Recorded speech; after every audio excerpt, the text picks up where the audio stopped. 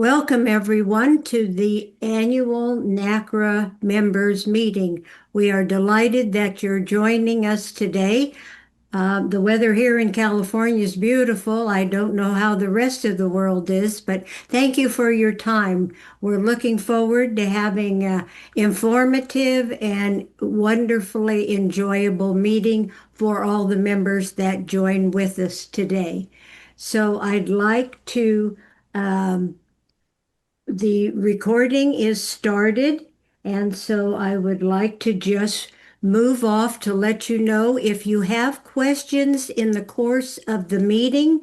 We are asking that you all use your electronic hand that is located at the bottom of your Zoom screen. That will allow us to see you because you'll come right at the very top of the screen and we'll know you have a question or would like to make a comment. Other than that, hopefully everything on the recording side continues and the videos continue. So we will begin the meeting at exactly 2 o'clock Eastern Time. We have still more people in the waiting room. Okay. All right. Number one on our agenda today, we have the approval of the minutes from April 30th, 2025. Sara, you are the secretary, so would you begin with that? You asked me to do a brief summary, right? Absolutely. Okay. Well, there were a total of 50 members present on April 30th, 2025. The agenda was as follows. The minutes from the previous year were reviewed and approved. Then Jim Fennessy and Penny Jazz talked about the nomination process for 2025.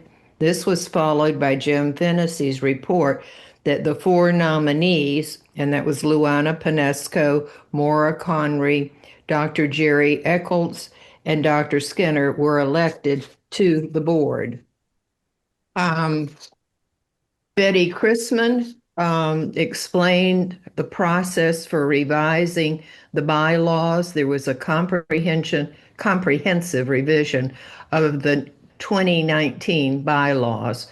Her committee consisted of Charles Nadler and Sara Coleman.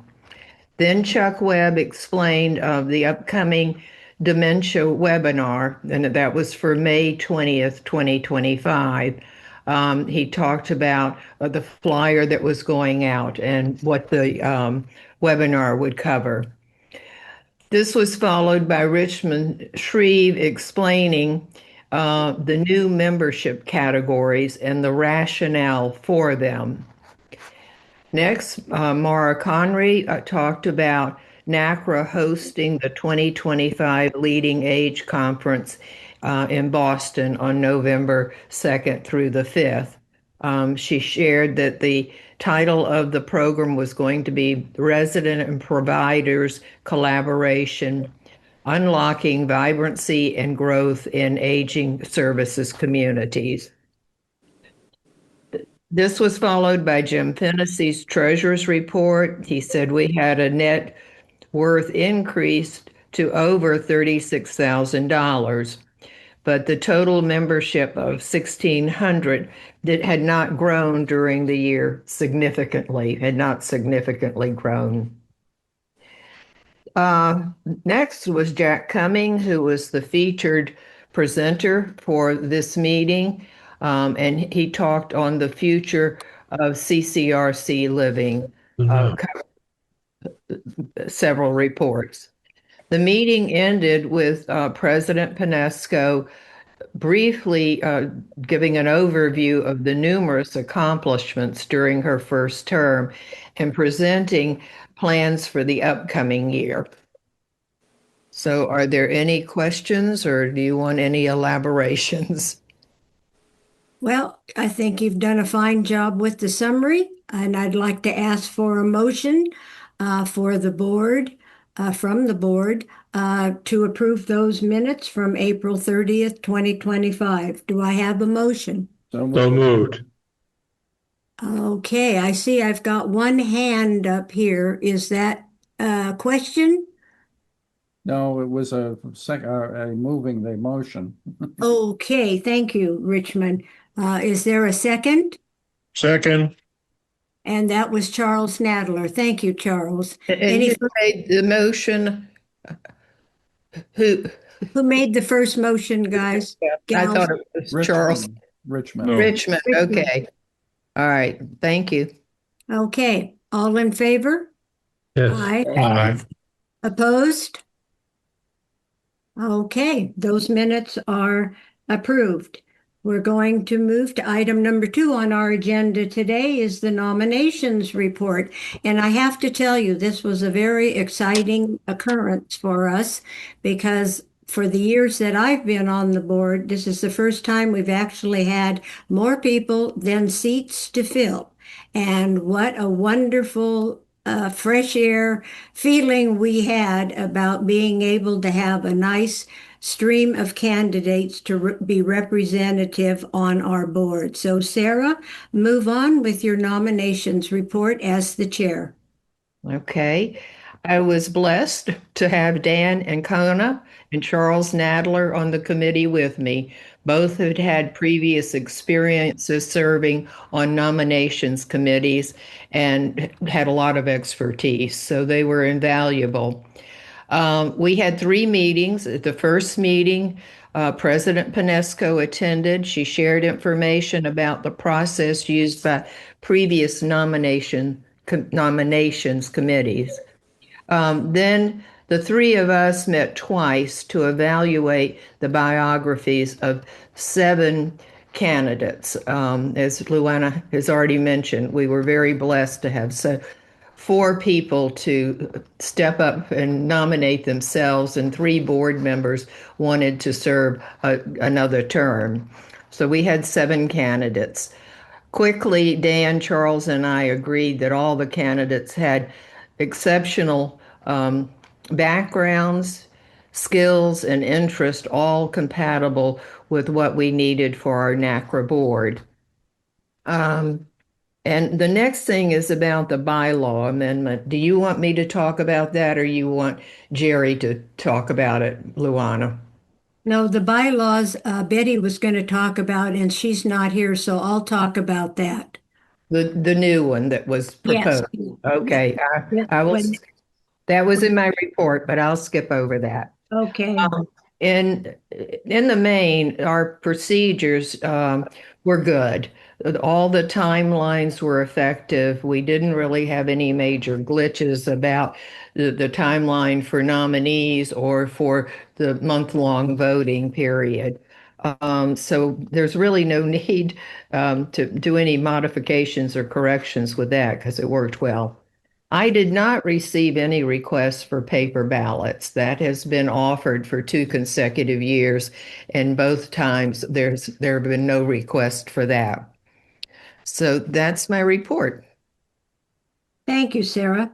And we have, since we had the number we had of candidates, I would like the candidates and also the newest board member that was a candidate that was elected was Brenda Bergman-Evans. So Brenda, would you please unmute yourself and tell us just a little bit about yourself and why you wanted to run for the board?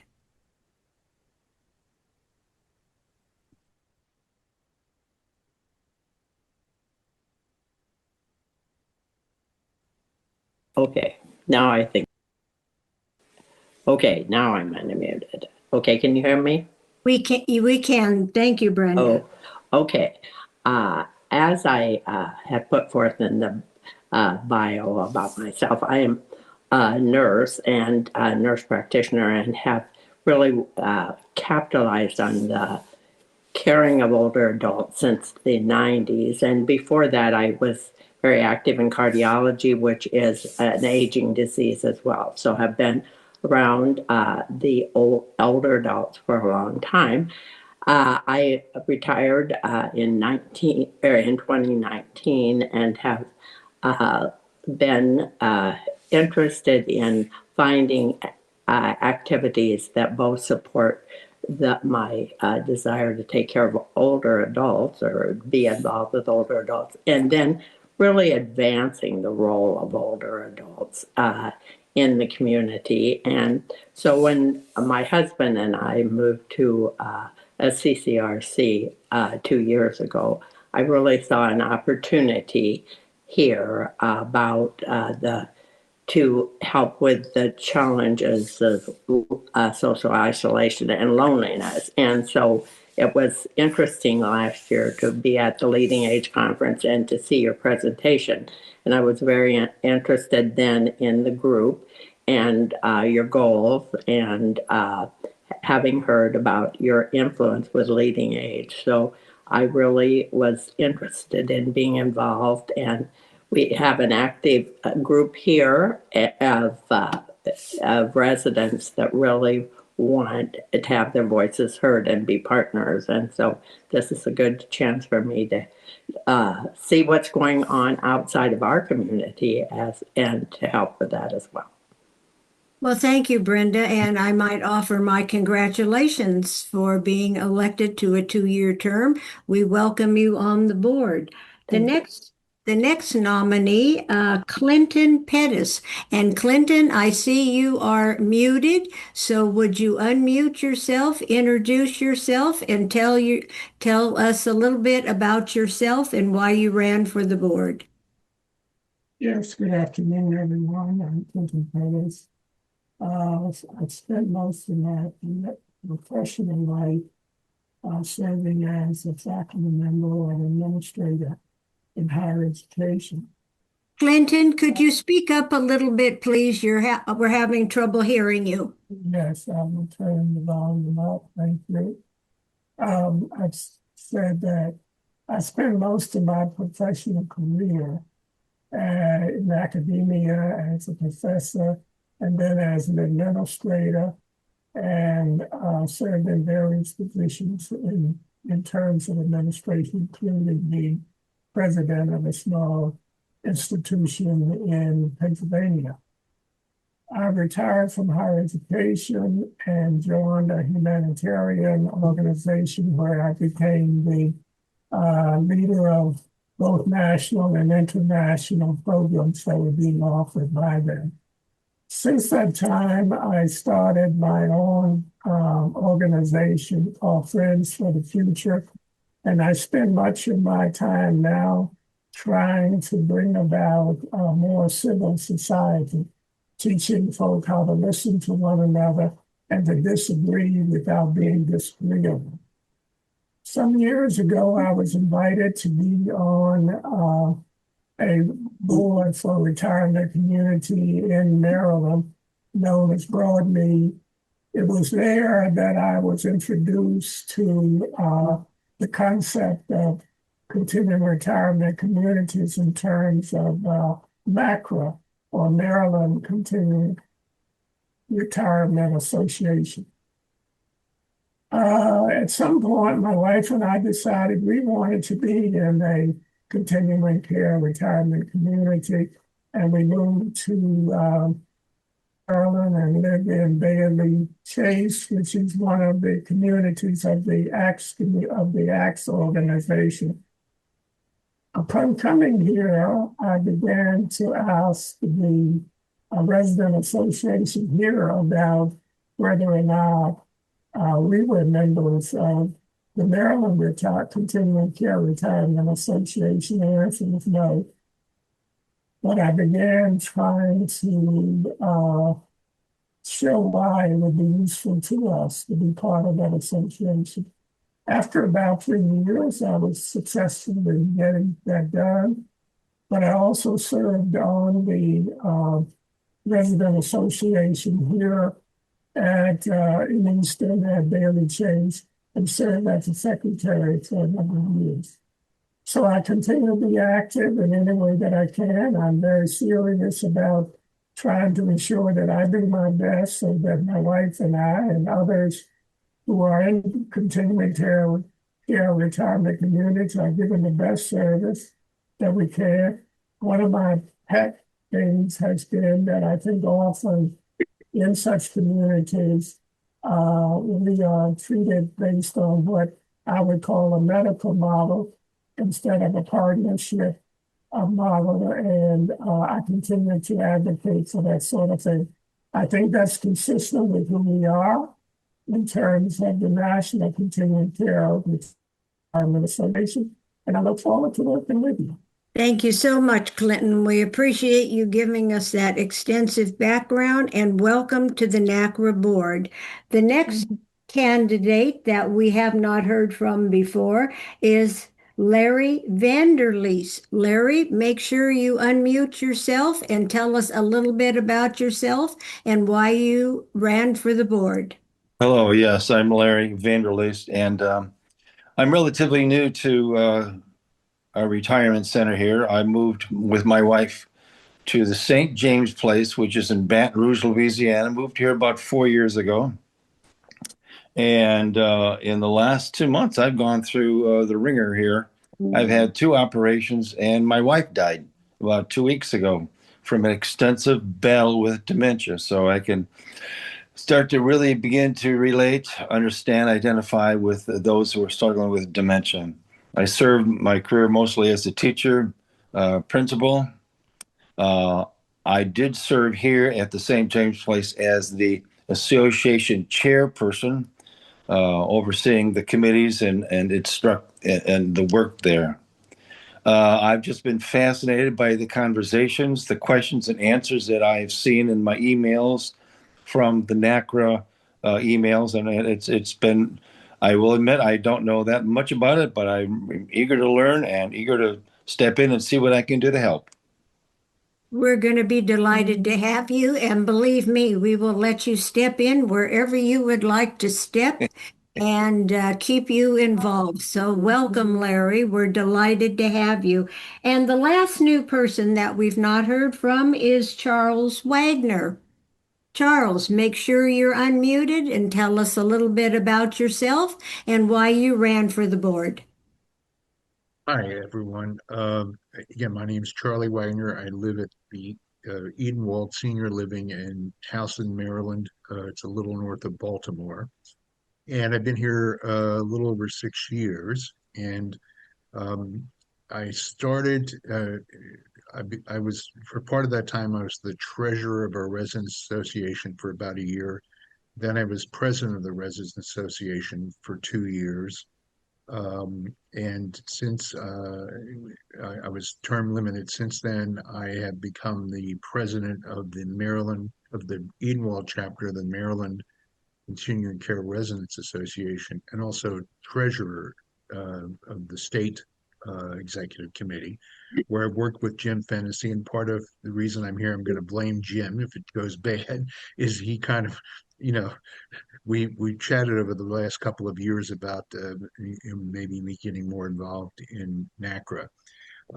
Also, this is my second meeting today because I was also in December appointed by the Maryland Secretary of the Department of Aging to the Department of Aging's Financial Review Committee, which will review the applications for certificates for CCRCs, and also review the financial situation if the department has some concern about the financial viability of the CCRC.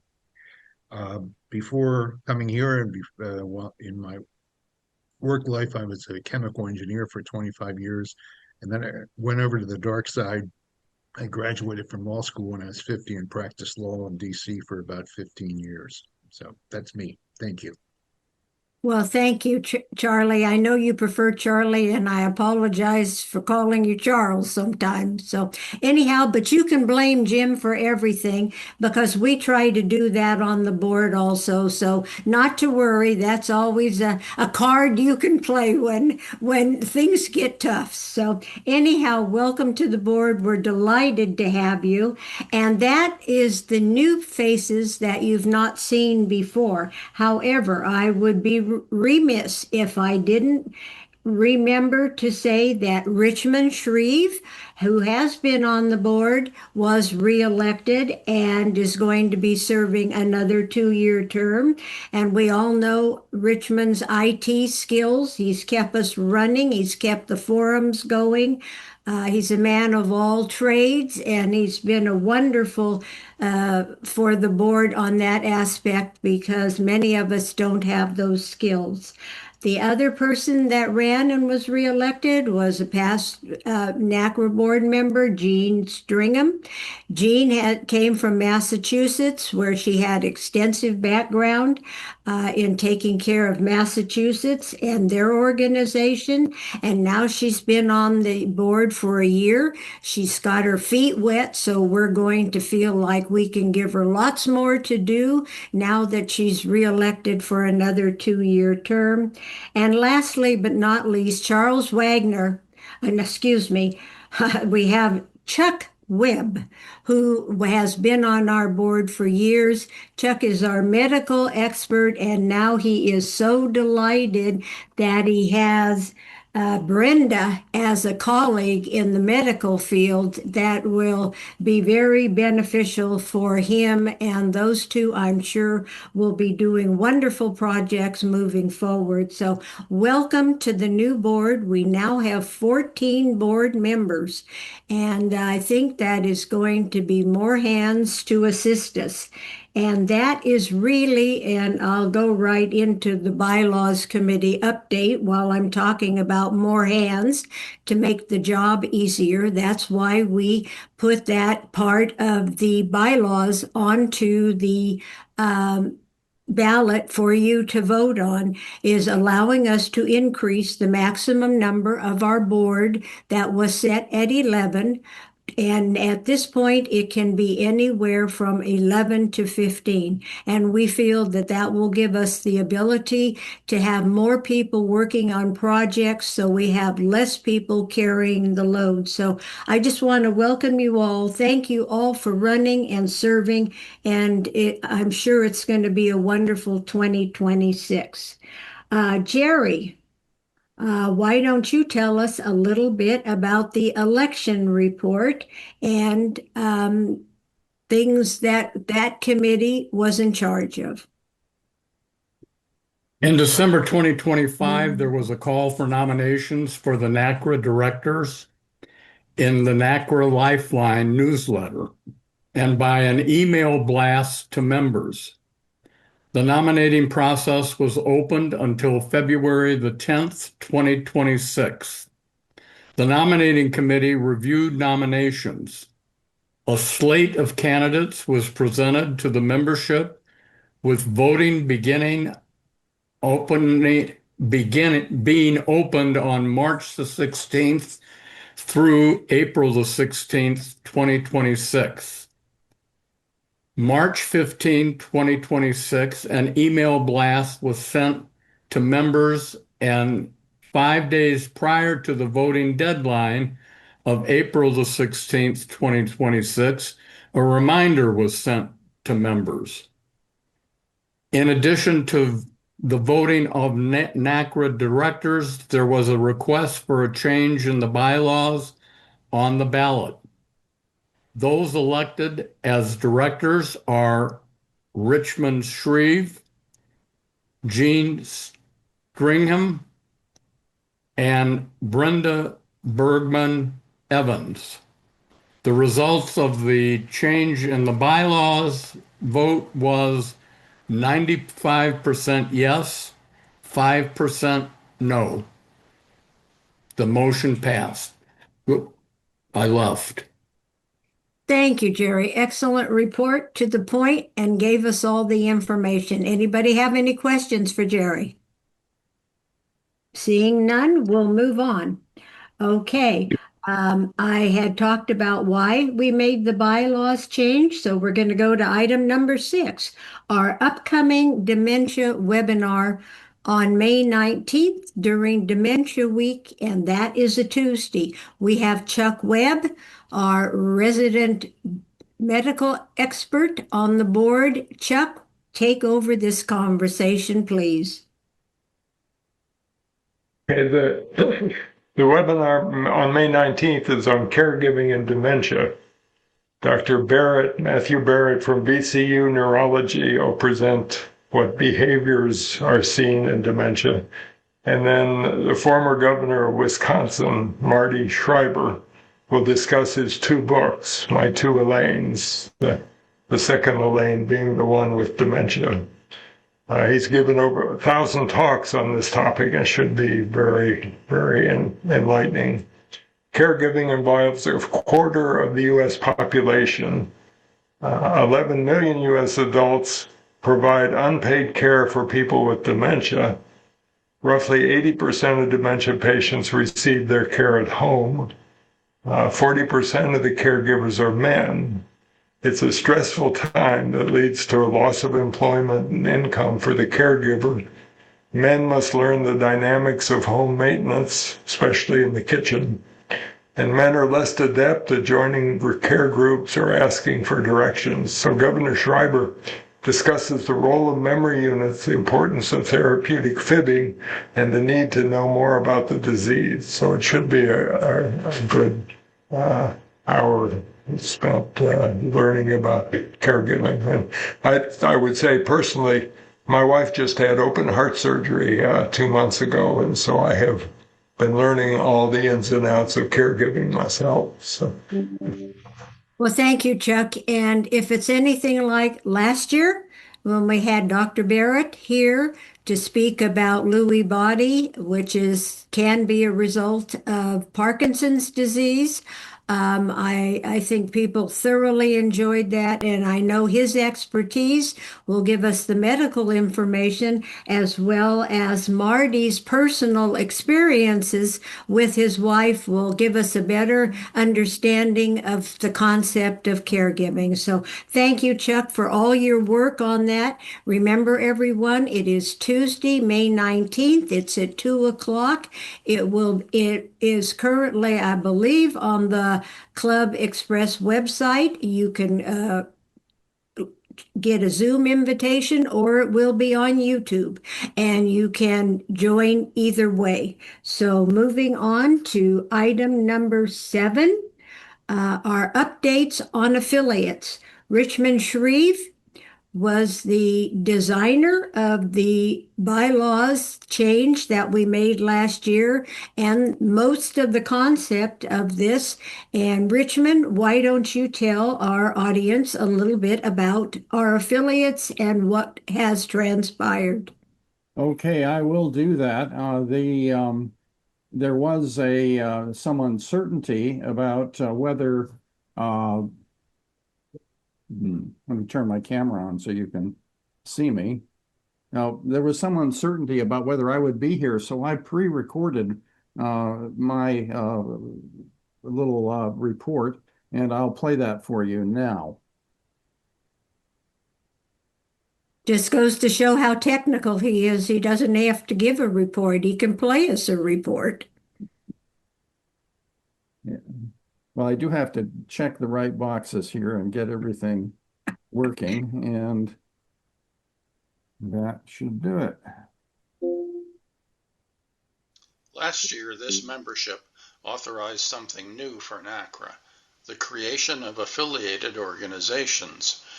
The idea was straightforward: extend our reach by connecting with resident groups at the state and regional level without replacing or competing with them. Louder, please. 1 year later, I'm pleased to report that we now have 3 affiliates. Orange, the New Jersey State Group, Parker, the Pennsylvania State Group, and Resident Network LLC, which is the Willow Valley Resident Group.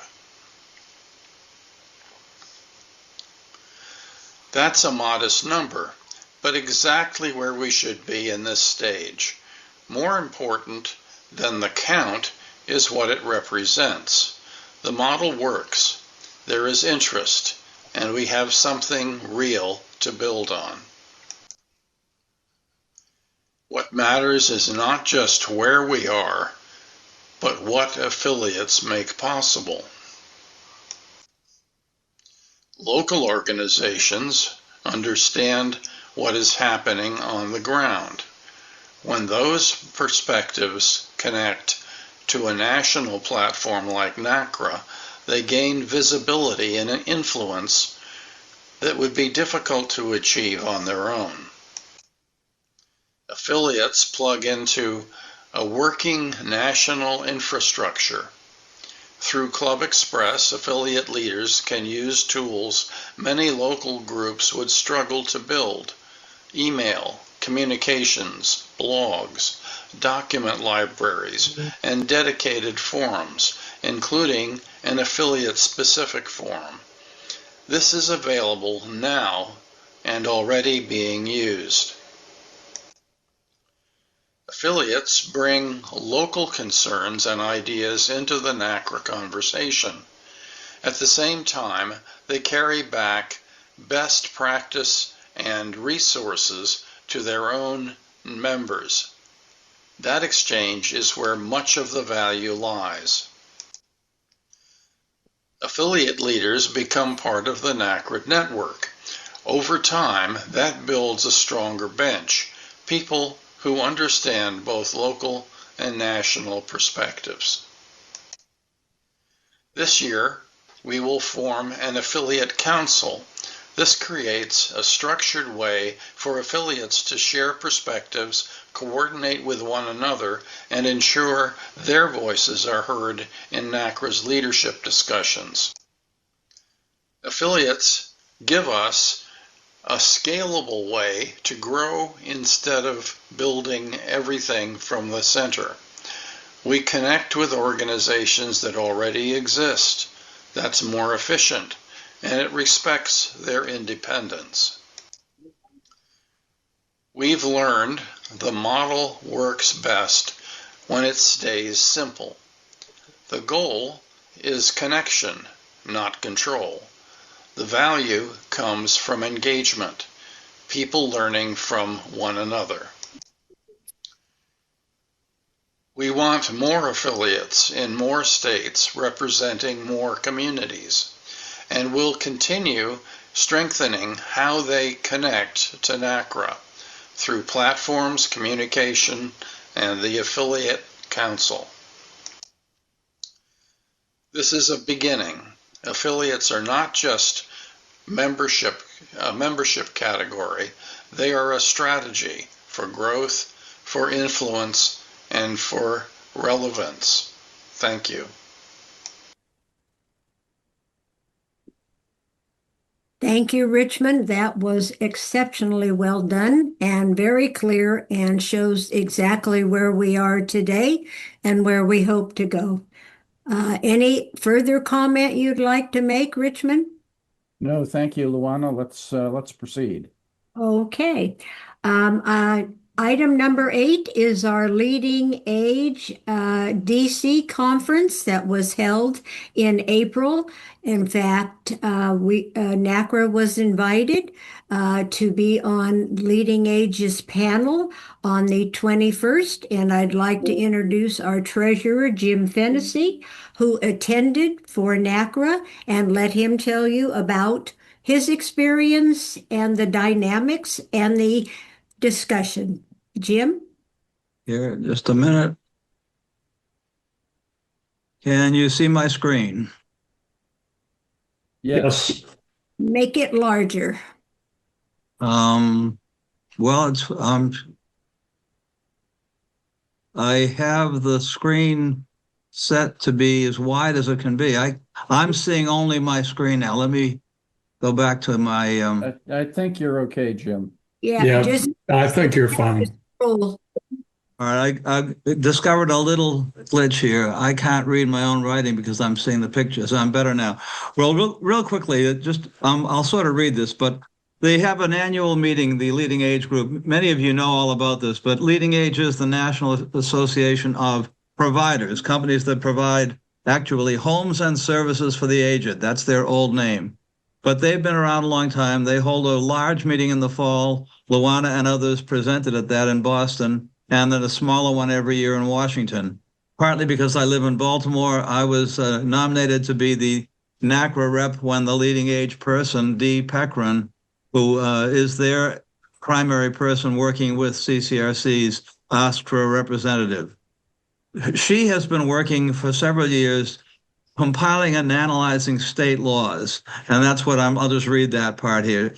Dee leads all the networks. The session that she had on the April 21st was both a report on what she has done for about half of the period, and then the other half was a broader discussion with 5 panelists and the audience on how state laws differ and also broader questions. I highlighted 2 names. I highlighted my own also, but the other 2 people are noteworthy. Scott Sawicki represents National Senior Communities. Many of you may know that as the Erickson Group. This whole industry is organized in many ways with nonprofit groups who partner with for-profit management groups. So Scott is the CEO of National Senior Communities, which is the nonprofit group that manages the 20 Erickson communities. Caitlin McCauley is previously worked at Holleran and is now working at Ziegler, a major investment bank. She is the head of senior living research, so she's involved with data of various kinds.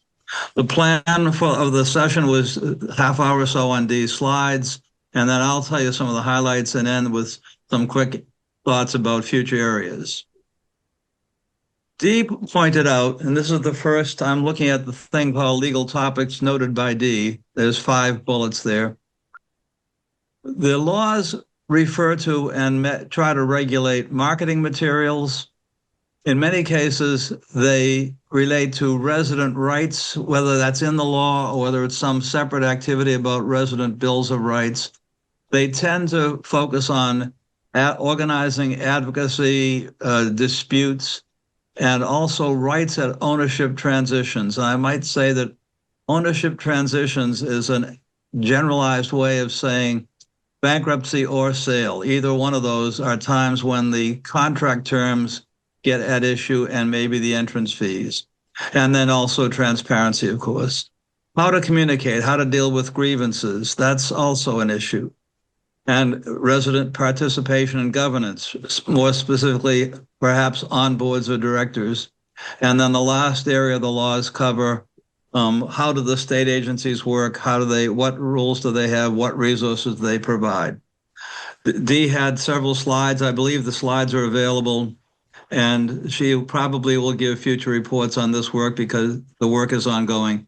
My own opinion is that this is a very valuable thing to have. A large part of the problem with our whole industry is it's pretty much operated at the state level. There's very little easily available, high-quality national data, national regulations. So leading age's effort to pull together all these laws and to continue to maintain that will be very helpful. Switching ahead to what people talked about, what laws and regulations were described as floors or guardrails. They're not necessarily what we expect to be everyday practice, but they're the level at which people get concerned and start to try to act on things. Legal contracts is one way to look at what we deal with in our lives as residents, but another way, and I brought this word to the discussion directly from the most recent issue of Lifeline and from Richmond's article. I very much like the notion that we are all members of a broad, long-term covenant. It's not just the legal contracts, but it's the social and emotional and cultural aspects. Caitlin mentioned the word trust, and I mentioned the word risk. So those were 2 themes that got mentioned in the conversation. The topic was also about long-term expectations. Most of the marketing focuses on how lively and vibrant the experience will be, but the reason to move to and the legal aspect of moving into a CCRC is that you expect to spend the rest of your life there, which may well be a decade, maybe 20 years. That's not uncommon. And so we're talking really a long term. There are not many industries that work in that time scale. That length involves both financial issues and social matters. again, you can pretty much read my point here. It's social and cultural as well as legal. So we see what Dee has done is help us learn more about how the laws work, but a lot of the conversation was about how people live and how they behave and how much confidence they have, how much worry they have. It was all about confidence and assurance and peace of mind. The last point was that on this bullet is that residents should be seen as peers and partners.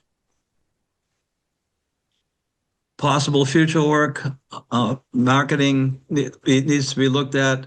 There are implied promises in the marketing literature. They may not be phrased in legal ways, but they do control or influence residents' expectations. Various kinds of communications. This covers a huge area, but it was mentioned. I should say the session lasted an hour and a half, so there were probably 40 minutes of lively discussion. And I want to take away the covenant paradigm as something that we all should be thinking about. I believe Dee was receptive to that. And then my final bullet points, the laws set the floors, trust. I want to mention one thing in passing that's not in the slides here. One of the audience members brought up the question of governance, and he said he wanted to know what was the objection to putting residents on the board. And I believe this audience was made up of leading age employees. So we're not the only ones who think it's natural and ordinary to have a resident on the board. I'll take questions if necessary, but just as soon move on. We can talk further on this in other forums. I'm done. Jim, thank you. That was outstanding, and thank you for representing NACRA in such a positive manner. I got total kudos from Dee and Leading Age about your participation, gave the conversation much more depth than it would have had without you. So congratulations, Jim. It was a very positive thing for NACRA, and we appreciate you taking your time to participate. Are there any questions from the audience? If so, please raise your electronic hand so we can see. Otherwise, we'll move on. Okay. I'm trying to raise my hand. Oh, I'm trying to raise my hand, but I can't find the. Okay, I can't see you, Regina, but I'll put my camera on. Just a quick question. You mentioned that Dee's slides from that presentation might be available. Could you make those available, perhaps? I have to hedge on that. She said something to that effect, and I want to check with her to see how widely available. But she does have. I have a copy of the slide deck. I don't think they're secret, so I will try to follow. I'll make a note, Regina. Get back to you on that. Okay. Do you want my email in the chat? Or? Yeah, if you could put that in the chat, that would be helpful. Because I'm not on the board. If you're a NACRA member, I can probably find you. I am. It's my name, reginasneed@yahoo.com. REGINASMEED. I'll get it. Thanks. Appreciate it. Yeah. She may even have those, Jim, on her Leading Age website. Right. Probably if she's got them there, then we should just see if we can use them for our distribution. Right. Thank you. Thank you, Regina. Appreciate it. Any other questions? Okay, moving on to the NACRA's affiliation with ABIC, which is the American Business Immigration Coalition. And the person we're working with is Luis Zaldivar. Chuck Webb has been our contact and worked with Luis during this whole process. So Chuck, would you like to say a few words about where we are with the immigration issues that are facing our visa employees? Yeah, so this will be, there's a number of different things to touch on. So immigration is politically and emotionally charged. Luis Zaldivar, the project director for the American Business Immigration Coalition, contacted NACRA, and they asked me to coordinate with him. The New England Journal of Medicine in July of 2025 published an article, Who Will Care for America's Who will care for America? Immigration policy and the coming health workforce crisis. 8.9 million employees will be needed over the next decade as the number of seniors grows from 60 to 80 million and the population ages. So we do have a big need for people willing to do the work that it's very difficult work. So in 1990, temporary protective status was granted to immigrants who were in danger of being killed in their home country. As part of its war on immigration, the Trump administration has essentially canceled the TPS, temporary protective status, for all countries. As of September, none will be left. An immigrant here under TPS is lawfully employed.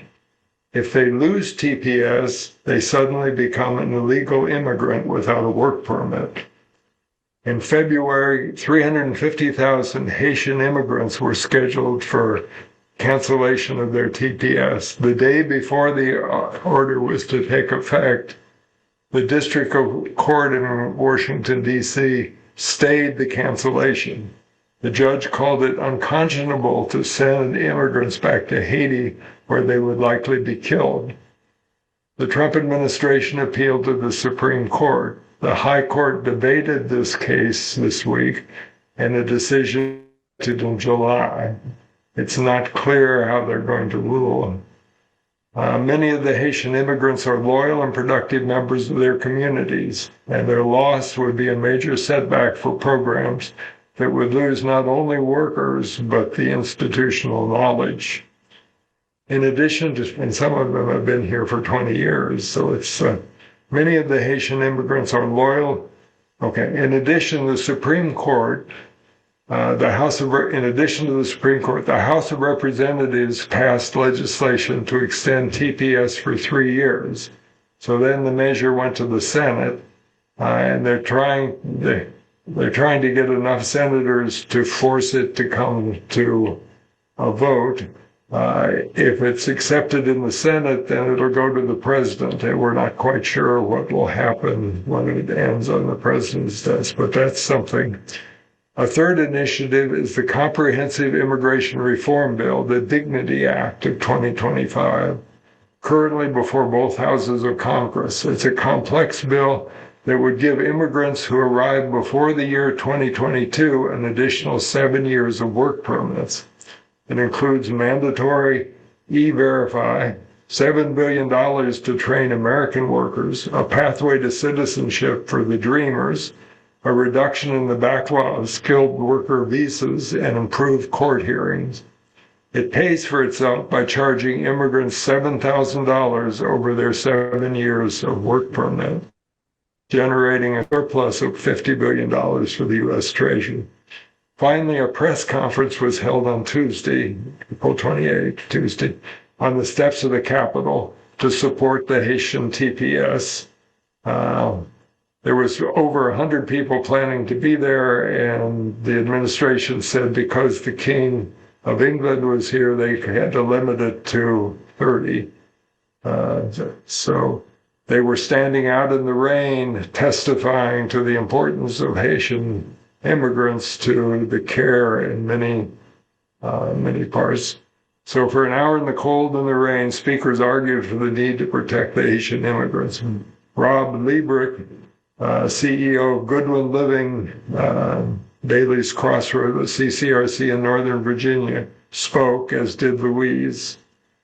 The American Business Immigration Coalition and Louise argue, we've stabilized the border, now we need to stabilize the workforce. That's my report. Thank you very much, Chuck. I know this has been a back and forth issue. In fact, I just sent the board an article today that it looks like the Supreme Court is going to be taking this matter up to get rid of the Haitian as well as can't think of the other group that are going to, pardon me? Syrian. Syrian. Syrian. Yeah. People up in June or July. So evidently the court right now has 2 votes that are going to control the decision. So keep your eyes open because we could have serious problems with the workforce that we desperately need in many of our communities. Any other questions for Chuck? Okay, moving right along. The treasurer's report. Jim Fennessy, want to start with your treasurer's report? You're muted, Jim. I was working on that. I'm now about to try to share.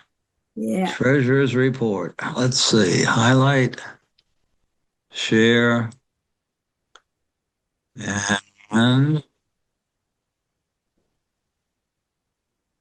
participants can now see. Looks good. All right. So this is the same report I provided back at the end of March as the first quarter. In quick summary, we actually are not doing as well as we would like, but I think we're okay. We lost some money between 24 and 25. We also had initially a budget projected deficit of around $1,800. I don't know. Can you see my cursor if I move on this? Yes. Okay, so we have a net worth of 84,000 at the end of 25, and we have a projected deficit. However, we've updated the budget plans because we've found that, in particular, Lifeline is quite expensive, and so we've also funded a new project to enhance the website. So for this current year, our budget does project a deficit. That is not the ideal situation, but we believe it's quite acceptable. We've operations to date what do I say here? Let's see. We have revenue from individual memberships a little below projected, but not bad. The revenue from chapters and states comes in batches at different times of year, so we're not concerned about the prorated receipts for states and chapters. Expenses, major categories, more than half of our total expense is related to Lifeline, and that's really almost all to the printing and mailing. The development and layout is done by volunteers and a small amount of paid layout, under $500 of layout. So that is a high cost. The second sizable cost is accounting services. We have an arrangement with a company called Lanigan, for whom we obtain some services. Yeah, could I hold questions till I finish? Go ahead, Jim. And then Club Express, which we pay quite a bit to, but they really provide very high value. We're looking to try to reduce the costs for our accounting services. I go into a little more detail here on the budget, but I've already covered it. So reading verbatim here for a minute. Revenue is on track since the community and state fees are on fixed schedules. The updated expense projections do lead to a somewhat larger projected deficit than the original budget, but we believe that's reasonable. We're looking to become more self-sufficient. We will continue to document our tasks, describe the processes, identify responsibilities. This feeds back to the earlier comments about getting as many people involved as possible. The better described our processes are, the better we can organize them and spread them across multiple people. And the fourth numbered point there, the update and streamline. Our QuickBooks operation is inherited from 2018, I believe, and there's a lot of little details in there that make it more complex to work with than it needs to be. So that's an ongoing informal project. We would be happy to find an assistant treasurer to work with me on that. Again, our membership has been remarkably steady. I don't think it's gone below 1,600 or above 1,700 in several years. And there's a chart. Okay. Yep. So I pretty much said this already. What we need is more people and more money. And that's where, so I think I've covered this. we do have a deficit of roughly 10%. That's concern, but not worry. And hopefully we will find some people to take on the work. If we achieve our membership goals and if we strengthen our program, I'm confident we will have no problem the year ahead. And I respectfully submit that. Thank you. Thank you, Jim. Now, do we have any questions? Stan Welburn, you had a question? Yeah, I did. I'm Stan Welborn. I live in Washington, D.C. And Jim and I have talked in the past, and his information is extremely helpful. I'm the designated NACRA representative at our community. And yesterday, there was a financial report that said our institutional membership was $200 that we've apparently been paying for many, many years. And someone raised a hand and said, well, does that allow all of the residents at our community to, in effect, be auxiliary members of NACRA and look at the forums and, participate in the online community and that sort of thing? Can you enlighten? I didn't know what the answer was, and I thought maybe one of you could enlighten me. Well, I think that might be best handled offline, but the short answer is it does not do what you described. But the affiliates program, Richmond will tell you a lot about. Chapters really are no longer the only or the preferred option. Affiliates would be what we would recommend you can switch to. Same price, better deal. Okay, Jim, we'll talk offline. Thank you. Okay, thanks. Thank you, Stan. Any other questions? Jerry, do you have your hand up? Okay. Any other questions? A couple of things I'd like to mention before we have Jack coming with his special report is I see in the chat people are asking for slides.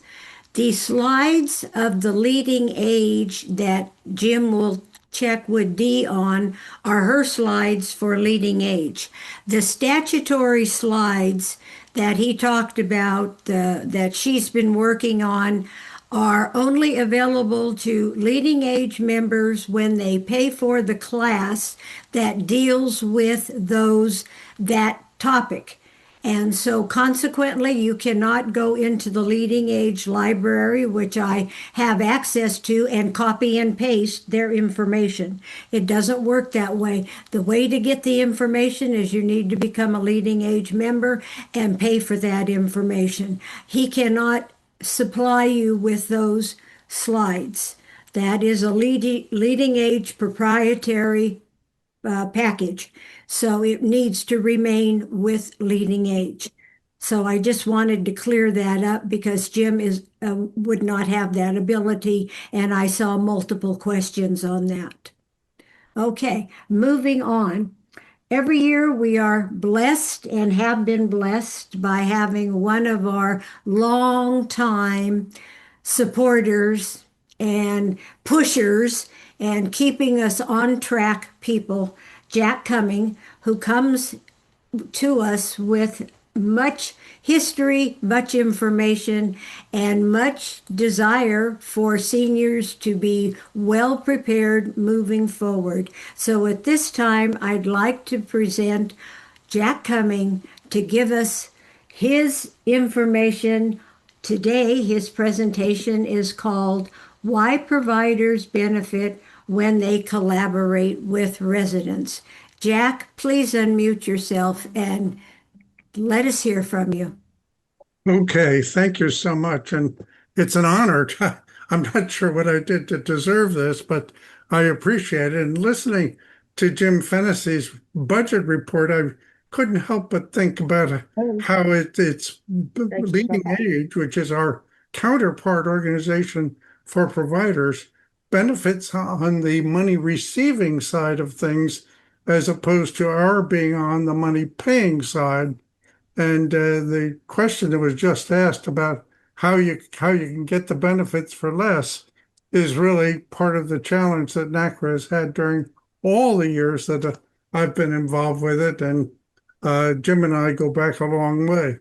I want to thank you all for the service you give and the tireless time.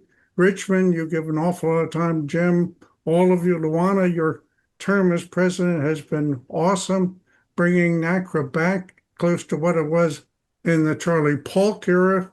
I don't know if anybody on this call remembers Charlie Polk, but he was a giant in the industry and got us one major federal law that is still on the books and we can take advantage of, although a lot of people aren't aware of it, and that is that if you are sent to a hospital, you have a right, no matter if you're in a managed care plan or not, to return to the CCRC in your own community. The managed care plan can't just send you off to another skilled nursing facility because it's cheaper. That's a law, and at last I checked, it's still in effect, although a lot of things are giving away. And Chuck Webb, I really appreciate your passion for things. So I wanted to, the thing that I've been working on lately, and those of you who are familiar with who I am, and I don't expect that you would be, I publish regularly in an industry journal called Senior Living Foresight, which has the admirable quality of being the only industry publication that both looks forward to the future and includes the resident perspective instead of just the money perspective that you might get from other publications. And so the topic that I've been thinking through and doing a series of articles on is, why don't the providers collaborate more with the residents they house? Now, some do. And Chuck mentioned the Goodwin Living, and Goodwin Living is a good example. They started this immigrant support program that was admirable, but the residents, I've been to Goodwin Living, and the residents there feel that they're very much included. They have a wonderful CEO, Rob Liebreich, who is well known in the industry. In order to get to a position like that, he had to give service on the developer side first before he earned the right to represent residents. But that was what his passion was from the beginning, because his grandmother had influenced him, and he had an epiphany experience with his grandmother. It seems to me that there's an awful lot of talent in senior living. I, for example, am an actuary. I could have helped leading age a lot along the years. I've been living in a CCR now for 20 years. And because residents are generally left out of the picture, I think Dee would like to, as Jim mentioned, would like to change that. I'm not sure how well supported she is by the providers that control the leading age organization. But that's one place where cooperative work could really begin, because we are a grassroots organization. They are not, but they like to go to Congress and they want to represent themselves as grassroots. So we have a chip that we can give them that they could play. They could be enormously valuable to them, and yet they're reluctant to allow residents to have a voice for reasons I've never fully understood. I certainly expected when I moved into a CCRC that we would have a say, that we, to the extent that you can, that people would contribute what they could. And many of you are doing exactly that. You're looking to contribute to the organizations where you live, just as you did when you were in your careers. So we have these organizations, Goodwood Living being a good example. John Knox Village in Pompano Beach, Florida is also purported or as having very close relationships with its residents. Others say, well, we're the good guys, we have a resident on our board, but I don't know of any of the not-for-profits that has the residents as the voting members in the organization, although they certainly can be. Most of the organizations either have no members or they have a single corporate holding company member that controls the selection of the board and the governance of the organization. So there are a lot of ways in which the whole industry could benefit by that greater cooperation. Now we're beginning to see some trends that may lead in that direction. Co-housing now is becoming more popular. There are a couple of not-for-profit cooperative organizations where the residents do have governance authority. But in general, the organizations are run by people whose interests are different from that of residents, in part because they don't even live there. They commute in to a workplace, and we're living there, and it can be hard to make your voice heard. I was going to say, and maybe I shouldn't, but I think where Luana lives might be the other extreme, because you may know the story of there's a whole book written about a fire that enveloped the community where she lives, and how the provider there acted in response to that. But that's something that I'm sure is one reason why Luana is as active as she is, and that's been a blessing. So my message is, is that the picture is getting brighter. I think residents are beginning to assert themselves and say, hey, you ought to be listening to us. Why don't you listen to us? Why do you constantly redecorate the lobby and let our apartments go to somewhere in a basket? I forget. I don't want to say something profane. But so with that, I'd open it. And if you have something you want to share, or I'm hoping we might have a forum so that we could see how the amount of true involvement of residents in governance in various communities changes from community to community, because people often think that their community is the way it is for everybody globally, and it is absolutely not the case. And with that, I open it to questions. If anybody has any questions for Jack, please raise your hand so we can acknowledge you.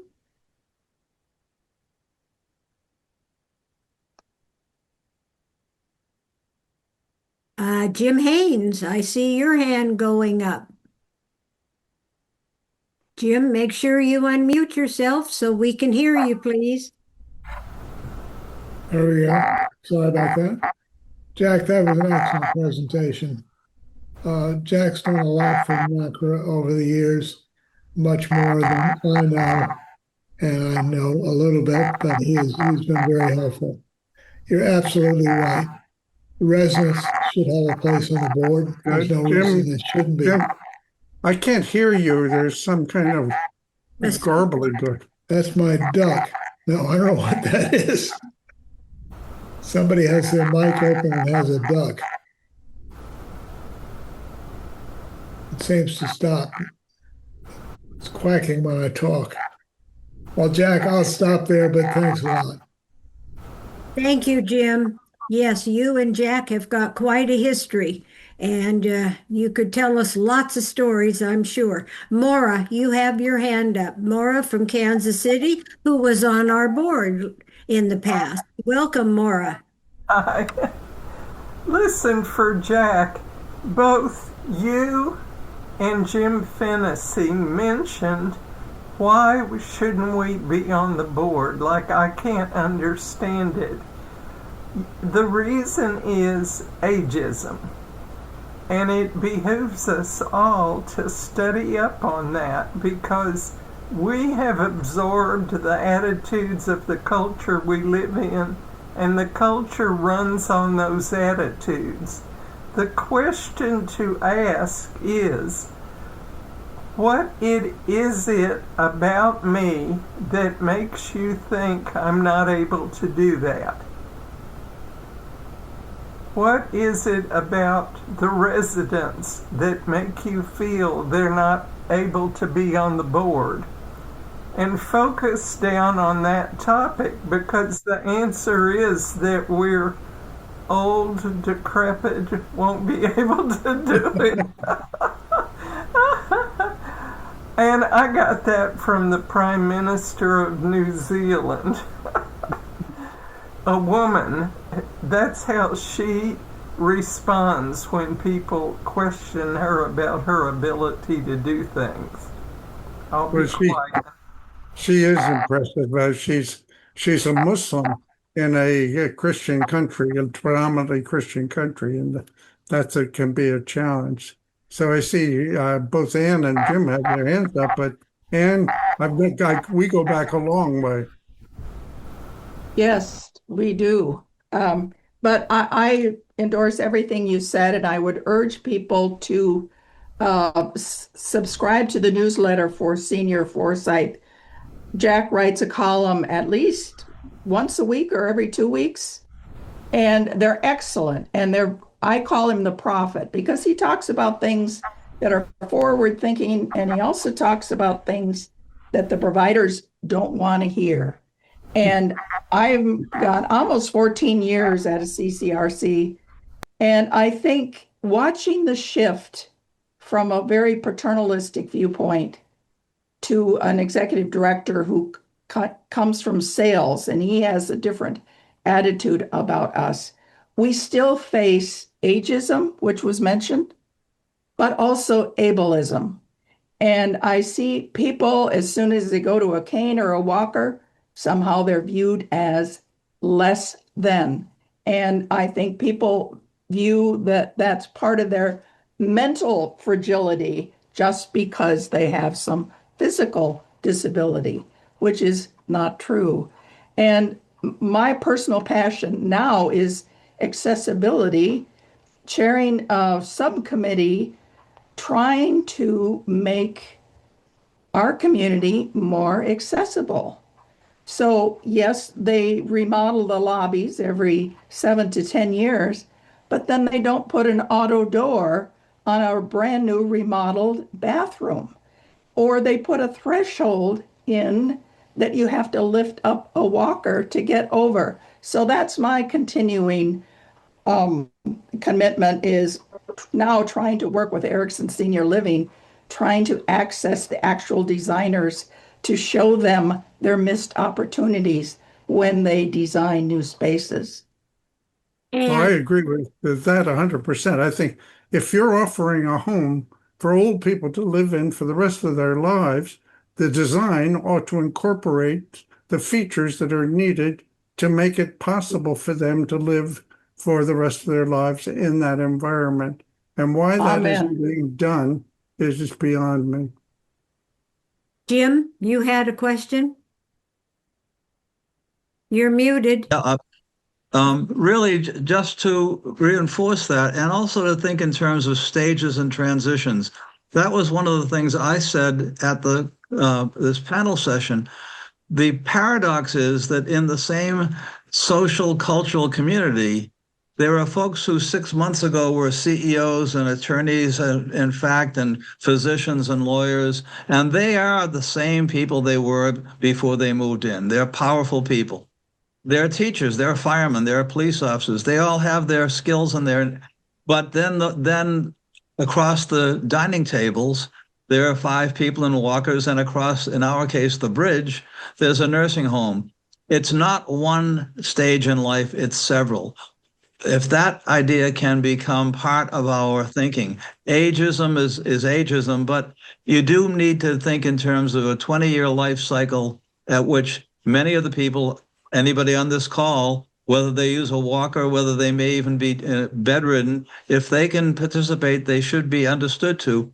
So that's just kind of reinforcing what Ann and Jack said, but it's not one or the other, it's both. And it's a long-term 20-year community full of people with different capabilities, period. Part 2, maybe unofficially, Dee kind of in one of our off-the-record conversations said that she feels a big gap among the providers in this very question. Some are very pro-paternalism, some are very pro-resident participation. I think that's not public knowledge. I don't think she would deny it if I that her community of members is changing, which I think matches up with what Ann and Jack are saying. The receptivity among providers has improved a lot in the last 5 years. Thanks. Thank you, Jim. Well, Jerry?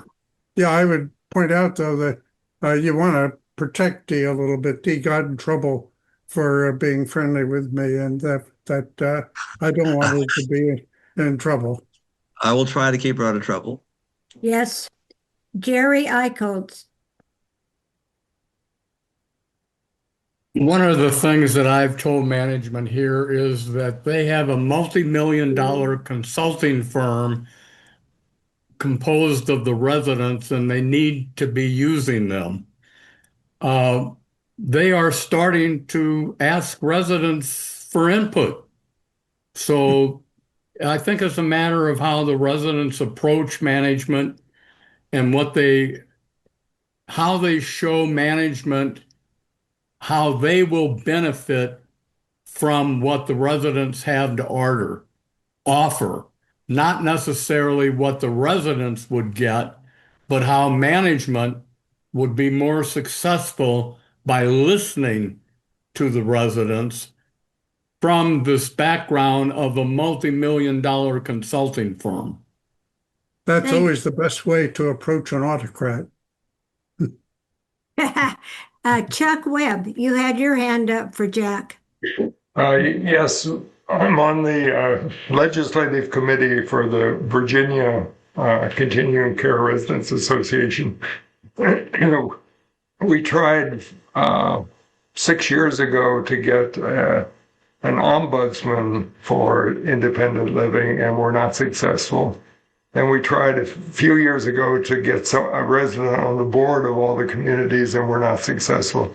So we decided to try a smaller step, and we drafted legislation asking to have one of the board members attend a quarterly meeting, so that two of the four for the year. So a board member would be there that we could reflect to things at the higher level of management. So that went through the legislature, the House and the Senate. A judge at one of the communities spoke to one of the senators, and legislation got mixed in there to put a resident on the boards in all the facilities.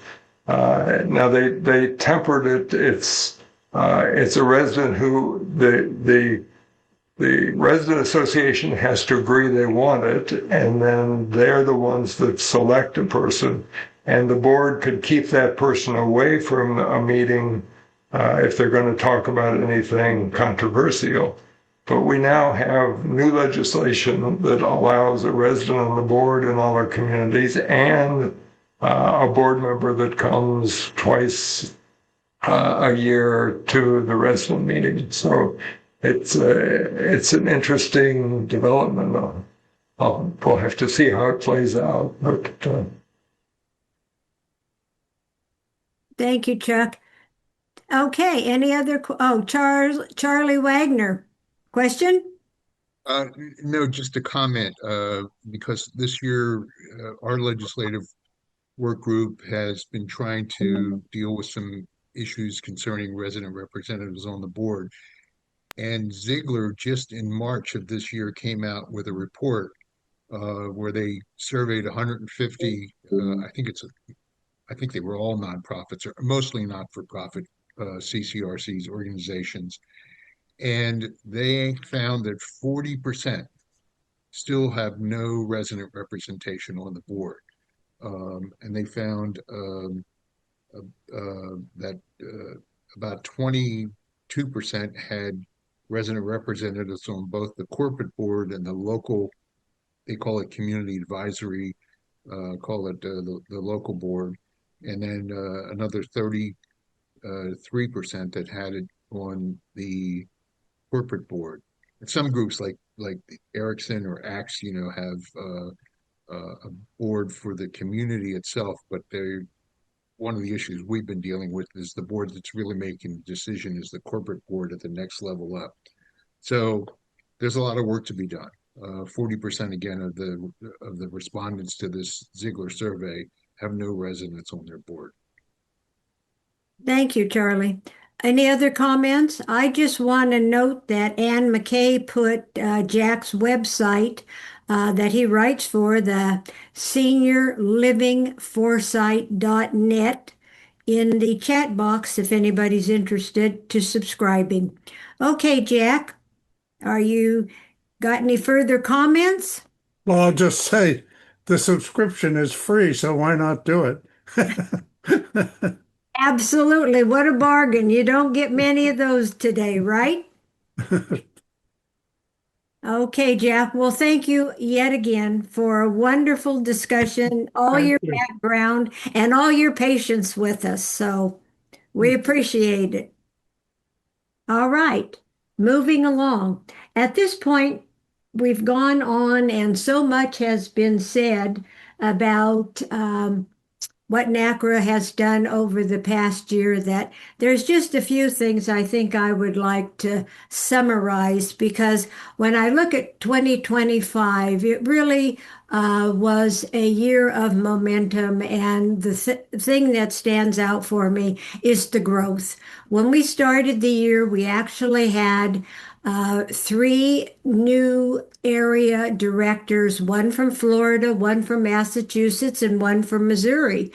In our current year, we added, with the new people coming on, Louisiana and Nebraska. So right now on our board of 14, we have representation from California, Colorado, Louisiana, Maryland, Massachusetts, Missouri, Nebraska, Pennsylvania, and Virginia. This may sound simple, but it is a big step forward for NACRA. It brings new perspectives, new energy, broader representation at a national level, and that is what we are looking for. And as we all talked about the affiliate model that Richmond, with his presentation, so wonderfully explained, as well as talked about what it gave us with our inclusion of New Jersey and with Pennsylvania and with Willow Valley. We have just begun, and they have given us the strength and the momentum to move forward. So I thank those 3 organizations, and we hope now with our committees we're going to be starting this year that you will feel included and representative. And as we talked about last year, I presented at the Leading Age Convention in November. And the thing that we found and did, and Jack Cumming was there also, and so was Richmond, we did something different for a change. We didn't have slides, we didn't have lectures. We actually just let and opened the room for conversation. And in a few minutes, something very powerful happened. Residents and providers started talking with each other and not at each other. And it was apparent at that time that people are ready for this conversation to begin the discussions that will help us all in the long run. We've also talked about what we've done with our website. We've revitalized our forums. We have worked on several things that have made the communication more lively. We are now looking at a RFP with Club Express to make the website easier for people. That came as a recommendation from one of our own NACRA members. I personally have difficulty with that website, but I was so delighted that I wasn't the only voice crying in the wilderness. And we've now opened up an RFP to make it simpler for those of us that are not that technical. So look forward to the homepage and changes to come.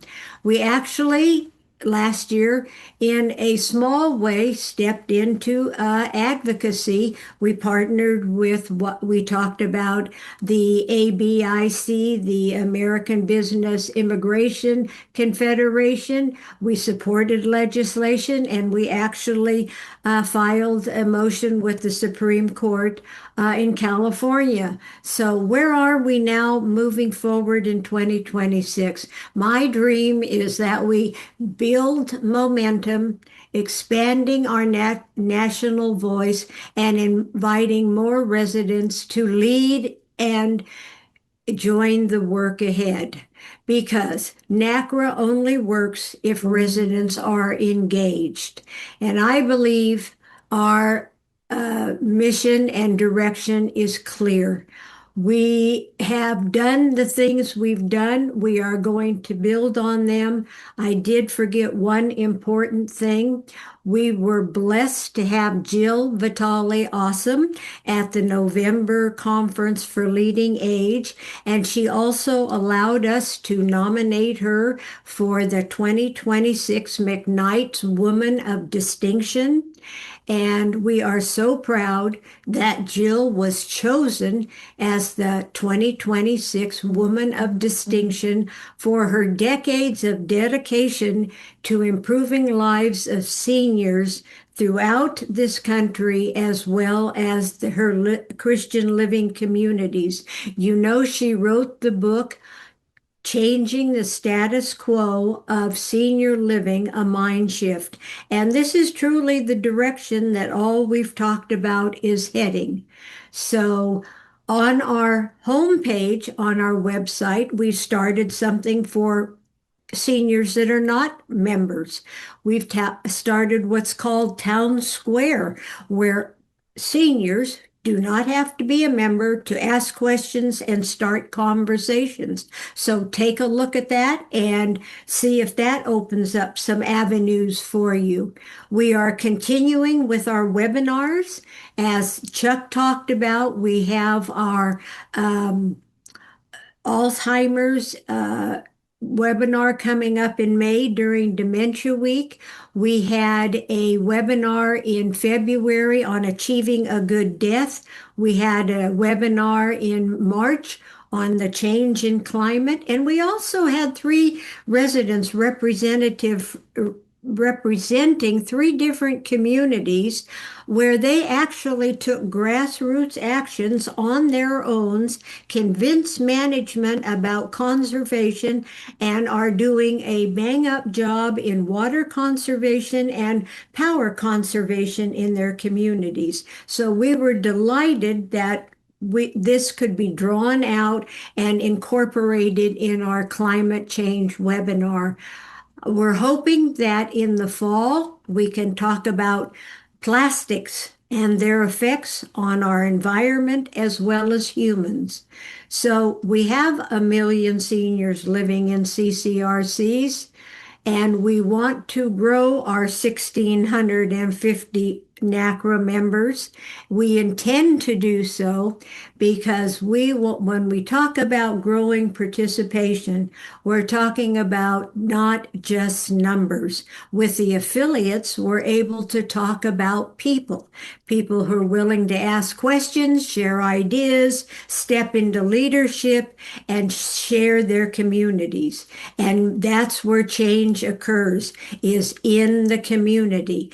And that's where NACRA's future lies. So please stay with us, talk about us. And I appreciate your attendance today. And if you have any questions, feel free to ask anyone on the board or us in general, and raise your hand. Penny suggested that you also mention that Lifeline has gone to 4 issues. Oh, thank you very much, Jack. Yes. Last year we did 3 issues in Lifeline, 12 pages apiece. This year we are going back to the quarterly distribution of Lifeline, 8 pages apiece. We're also going to be making a change in asking NACRA members on enrollment or registration if they would like digital copies, because right now the printing and the postage is what is causing us severe problems, and we need to start moving away from that. And I know there are many members that may enjoy that, so look for that in the future. Any other questions or comments? And thank you, Jack. Okay. With that being said, thank you all for attending. 2026, I hope, is every bit as good as 2025. Look forward to seeing you again, and thank you all for your time.